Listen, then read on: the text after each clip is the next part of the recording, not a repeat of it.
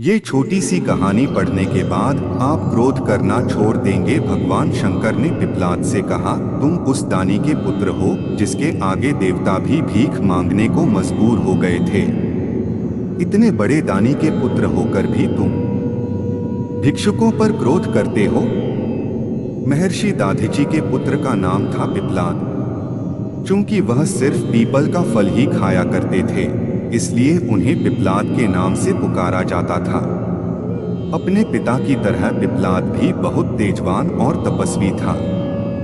जब पिपलाद को डोट यह पता चला कि देवताओं को अस्थिदान देने के कारण उनके पिता की मृत्यु हो गई, तो उन्हें बहुत दुख हुआ। आग बबूला होकर उन्होंने देवताओं से बदला लेने का निश्चय किया। यही सोचकर वह शंकर भगवान को खुश करने के लिए उनकी तपस्या करने लगा। उनकी तपस्या से अंततः शंकर भगवान खुश हुए और पिपलाद से वरदान मांगने को कहा। पिपलाद ने भगवान से प्रार्थना की, हे आशुतोष, मुझे ऐसी शक्ति दो जिससे मैं देवताओं से अपने पिता की मृत्यु का बदला ले सकूं। भगवान शंकर तथास्तु कहकर अंतर्ध्यान हो गए। उनके अंतर्ध्यान होने के तुरंत बाद वहां एक काली कलूटी लाल लाल आंखों वाली राक्षसी प्रकट हुई। उसने पिपलाद से पूछा, स्वामी आज्ञा दीजिए, मुझे क्या करना है। पिपलाद ने गुस्से में कहा, सभी देवताओं को मार डालो। आदेश मिलते ही राक्षसी पिपलाद की तरफ झपट पड़ी।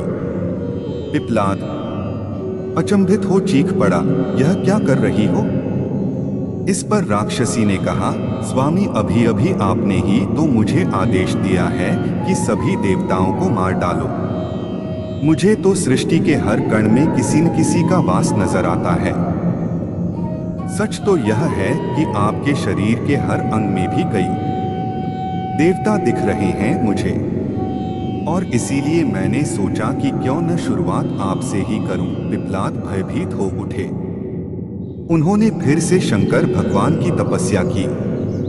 भगवान फिर प्रकट हुए।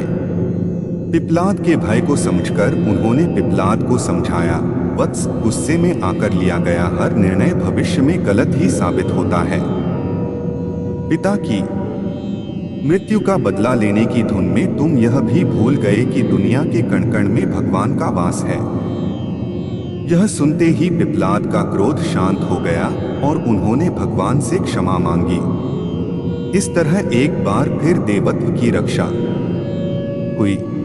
पीपल का फल ही खाया करते थे, इसलिए उन्हें पिपलाद के नाम से पुकारा जाता था। अपने पिता की तरह पिपलाद भी बहुत तेजवान और तपस्वी था।